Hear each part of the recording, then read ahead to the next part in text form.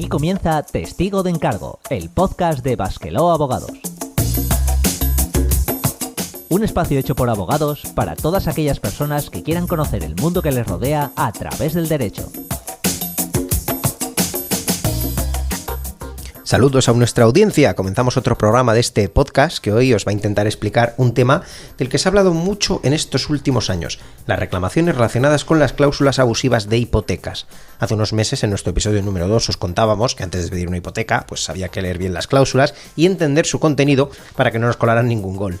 Pues bien, hoy vamos a repasar los casos, en su mayoría judiciales, que han enfrentado a la banca con sus clientes a cuenta de estas cláusulas que, precisamente por perjudicar al consumidor, han sido declaradas nulas por ser contrarias a la ley. Y para hablar de esto, como en aquel segundo programa, contamos nuevamente con la ayuda de nuestra compañera Miren. Hola, Miren. Hola, Borja. Y ahora que ya estamos todos y ya tenemos nuestro tema, comenzamos. Este podcast está producido por Basqueló Abogados en colaboración con la asociación Eusconet y se distribuye bajo una licencia Creative Commons Atribución No Comercial 4.0 Internacional. Se permite copiar, distribuir y hacer obras derivadas sin un propósito comercial, siempre que se cite al autor. Ninguno de los contenidos de este programa debe ser tomado como una consulta o asesoramiento legal vinculante, ni como un servicio prestado. Toda la información sobre nuestras condiciones legales se encuentra disponible en nuestra página web www.basqueló.com.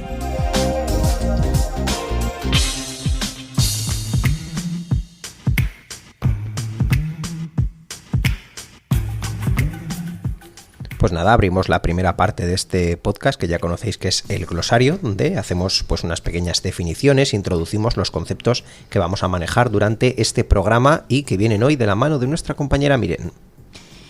En primer lugar, vamos a hablar del concepto de las condiciones generales de la contratación. ¿A qué le llamamos condiciones generales de la contratación? Sí, se llama así a todas las condiciones de un contrato que no hemos tenido opción de negociar con la parte contraria. En derecho a esto se le llama un contrato de adhesión. ¿Por qué? Porque no te dan opción de cambiar el contenido, o lo tomas o lo dejas. Además de ello, se les llama generales, porque la empresa, en este caso los bancos, los utilizan de manera generalizada para todos sus clientes. Es decir, que no te lo ponen a ti por ser tú, ni por tus circunstancias, sino que forman parte de la práctica habitual de la entidad. Por resumir, y como la mayoría ya se puede imaginar, pues tú cuando vas a pedir una hipoteca, pues sí que es cierto que puedes negociar con el banco las condiciones que a ti más te importan, pues cuánto dinero te van a dar, cuántos años, cuál va a ser la cuota, pero el día que firmes en el notario, pues te vas a encontrar delante de ti un contrato muy amplio y mucho de lo que viene en él no te habrás informado todavía. Precisamente sobre esto, sobre este tipo de condiciones, hablaremos hoy. En segundo lugar, deberíamos aclarar el concepto de qué es cláusula abusiva. Claro, siguiendo con la definición anterior y según la ley de consumidores, una cláusula se considera abusiva si cumple con las siguientes condiciones. 1. Que no ha sido negociada individualmente, lo que hemos dicho. 2. Que no se ha incorporado de forma transparente, es decir, con conocimiento de quién la firma y en algunos casos con entendimiento, es decir, sabiendo que lo que has conocido, has consentido, lo has entendido. Y punto número 3, que ha colocado al consumidor en una situación de desventaja. Claro, que ya los supuestos son muchos. No hay una definición concreta. Puede ser pues que la cláusula limite o suprima tus derechos, o que te obliga a soportar una carga que no está justificada, o que tú soportas una carga y la otra parte no lo hace en la misma medida. ¿Cuál es la conclusión? Según la ley, estas cláusulas son nulas de pleno derecho y se tienen por no puestas, lo que quiere decir que se actuará como si no hubieran existido nunca. Y por último, ¿qué son las costas judiciales? Claro, como hemos dicho, estos asuntos suelen acabar en la mayoría de casos en los juzgados y tribunales y ahí es donde encontramos esta regla.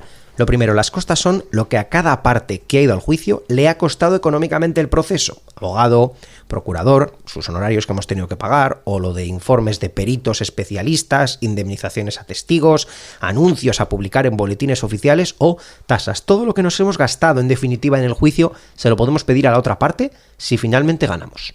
Por ejemplo, suponemos que una persona le hemos prestado 5.000 euros, no nos los quiere devolver. Entonces presentamos una demanda, para lo cual el abogado nos va a cobrar 800 euros, el procurador otros 200. Se hace el juicio y en la sentencia nos dan la razón. El juez condena a esta persona a pagarnos las costas. Esto significa que, además de devolvernos el dinero que nos debe, esta persona tiene que pagarnos también los 1.000 euros que nos ha costado abogado y procurador en el juicio. Claro, la justificación es evidente. Si yo me he tenido que ir a juicio para que me devuelvas el dinero, pues eso lo pagas tú, de forma que yo no pierda dinero por haber demandado cuando no me has dejado otra opción. pero como pronto veremos, esto también es un arma de doble filo, porque también puede disuadir a quien quiere reclamar lo que es suyo por esta vía, ya que si finalmente no le dan la razón, no solo perderá lo que ya tenía, sino que además tiene que pagar las deudas del juego, como si se tratara de una apuesta. Las costas son una especie de doble o nada. Y hechas estas introducciones, estas definiciones, vamos a pasar ya a nuestro siguiente tema, al debate. Si te gusta nuestro programa, suscríbete y recibe puntualmente nuestros nuevos episodios en Spotify, iVoox, Apple Podcasts, YouTube o Google Podcasts.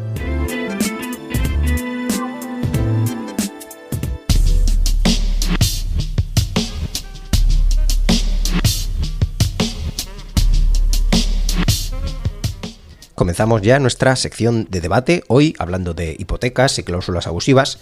Y lo primero, pues antes de empezar, creemos que es necesario hacer un pequeño repaso de todas las cláusulas que han dado lugar en nuestro país a las reclamaciones más habituales.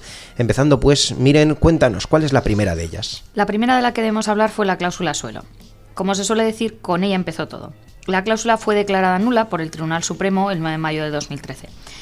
Muy simple. Lo que decía era que el tipo de interés del préstamo nunca iba a poder ser más bajo que X. Dependiendo de cada hipoteca, iba de un 1,5 hasta un 4,5. Esto supuso que muchos clientes no se pudieran beneficiar cuando bajaban los tipos de interés y por lo tanto pagaban más de lo que les había correspondido. Por otro lado, también han sido importantes las cláusulas de gastos. Sobre estas estuvimos hablando también en nuestro segundo programa. Y es que ahora, con la ley hipotecaria de 2019, ya está claro a quién le toca pagar pues los gastos más habituales de una hipoteca, como es el notario, el registro, la tasación o los impuestos. Pero antes de que esta ley saliera, no había ninguna ley que lo dijese expresamente y el banco siempre le hacía pagarlos al cliente. Otro de los conceptos más llamativos es la comisión por amortización de posiciones deudoras. También la mencionamos en el segundo programa. Esta comisión se aplica cada vez que no pagamos una cuota mensual de hipoteca, obligando a pagar de 12 hasta 34 euros por mandarnos a casa una carta en la que nos dicen que tenemos que pagar.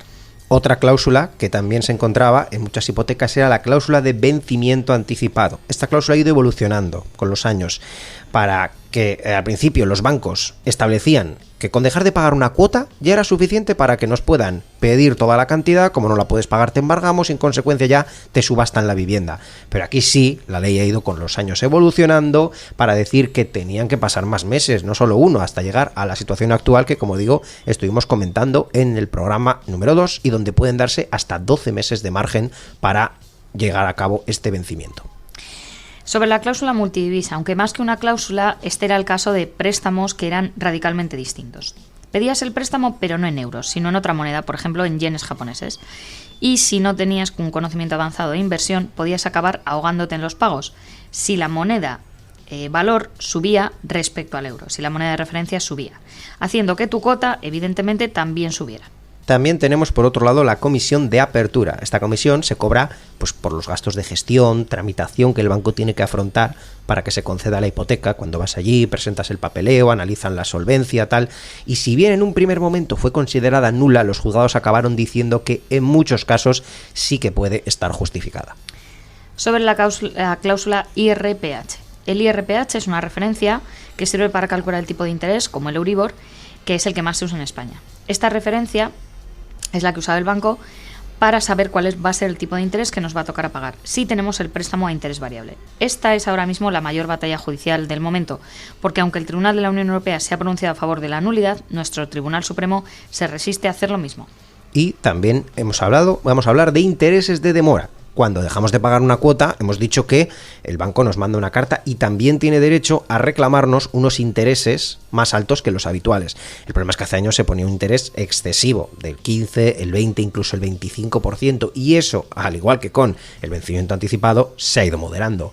Hoy ya ese interés no puede ser superior en 2 puntos al interés habitual. Por ejemplo, si tenemos la hipoteca fija al 2%, no nos podrán cobrar más de un 4%.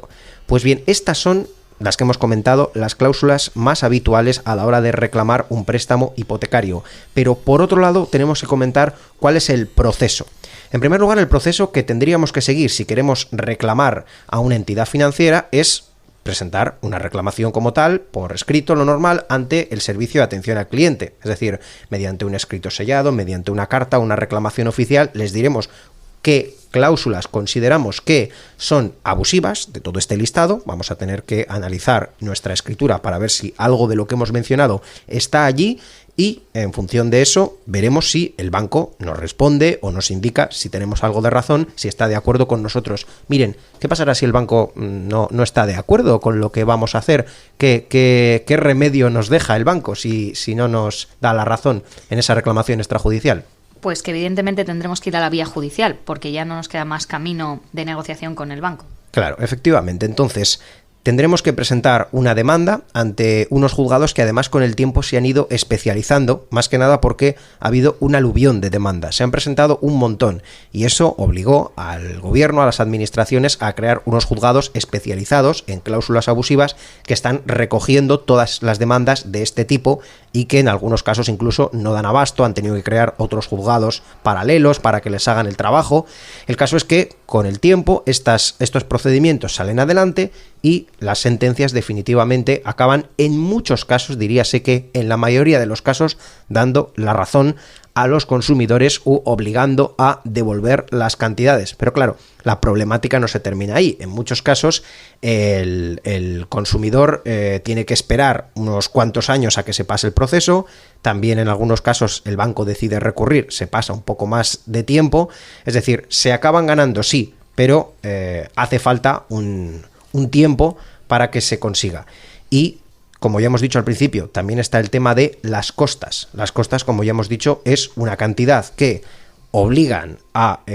podemos conseguir que el banco pague si ganamos la demanda. Pero, como ya hemos dicho, puede ser disuasorio. Muchos pueden pensar, no, si el banco me dice que no, yo no voy a demandar, porque ¿y si pierdo? Pues si pierdes, evidentemente, el problema que vas a tener es que vas a tener que pagar al abogado y procurador del banco.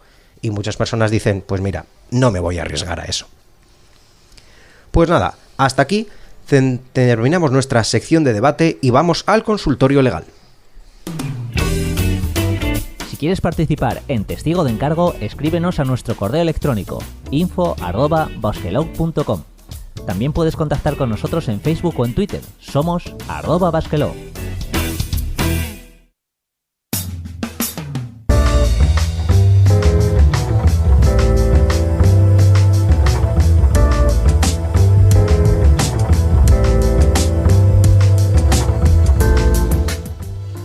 Empezamos nuestra tercera sección, la sección del consultorio legal, donde vamos a responder a las preguntas, a las dudas que nos hayan mandado a nuestra página web o a las redes sociales y que nos trae nuestra compañera Miren.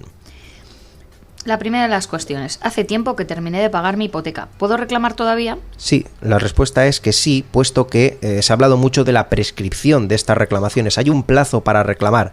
Pues pese a que todavía las informaciones son muy contradictorias, la doctrina de los tribunales es que sí, incluso aunque tu hipoteca ya se haya terminado de pagar, incluso aunque hayan pasado los 4 años que a veces se dice que si ya han pasado 4 años no puedes reclamar, no, eso no es correcto, dado que la ley de consumidores dice que estas cláusulas son nulas y nulas de pleno derecho, es una cosa que en derecho se llama nulidad radical, es una nulidad que no se puede corregir con el tiempo. Entonces se han dado casos de personas que con hipotecas ya terminadas de pagar y de hace varios años han reclamado y sí les han dado la razón.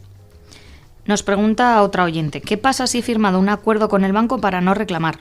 Pues habría que ver qué tipo de acuerdos, porque hay algunos bancos que aquí también lo han hecho mal y hay otros que lo han hecho bien. Un acuerdo que tú hayas firmado en un papelito, en un papel guarro, digamos así, o en un papel que te han puesto ahí, han dicho en la sucursal, oye, firma y tal, y te vamos a dar, hay veces que les daban una cantidad por no reclamar. Esos acuerdos también los han considerado nulos, primero porque, como decimos, nulidad radical significa que no tiene arreglo, es como el siniestro total de un coche, ni aunque luego reclames y los soluciones, no tiene solución, y segundo porque, como digo, hacerlo en un papel guarro tampoco soluciona lo que en su momento firmaste ante notario. Todavía hay bancos que dicen, bueno, mira, te voy a llevar otra vez al notario, vamos a ir, vas a decir, el notario te va a leer para que no quepa ninguna duda. Sobre esos casos, pues igual puede ser un poco más discutible. Puede ser que negociases bien y te dicen una buena contraprestación y ahí sí que no puedas reclamar. Pero simplemente por el hecho de haber firmado que no puedo reclamar, no necesariamente se te han acabado las opciones.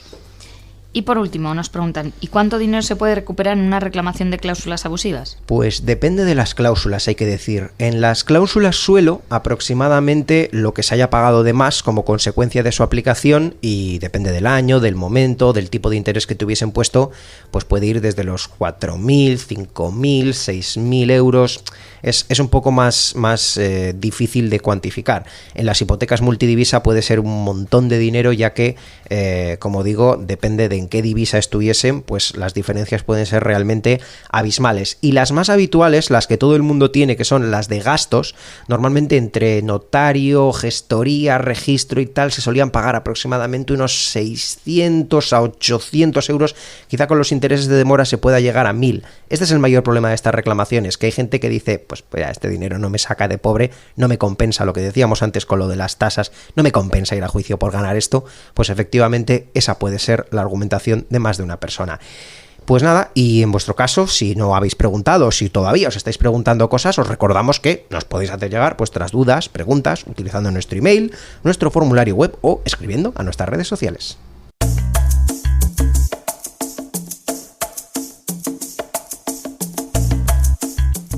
Y hasta aquí ha llegado esta edición de Testigo de Encargo, hablando de cláusulas abusivas y de sus consecuencias en las hipotecas. Esperemos haber facilitado, como siempre digo, la idea y los conocimientos de la gente respecto de este tipo de situaciones. Y agradecemos, como siempre, a Miren por haberme ayudado en este programa. Muchas gracias, Miren. De nada, Borja. Y por supuesto, gracias también a los oyentes, que ya sabéis que podéis contactar con nosotros, hacernos llegar vuestras dudas, sugerencias en nuestra web www.basquelao.com, nuestras redes sociales, donde podéis seguirnos, estar al tanto de nuestras novedades. Esperamos haber sido de ayuda y seguir siéndolo en el próximo programa.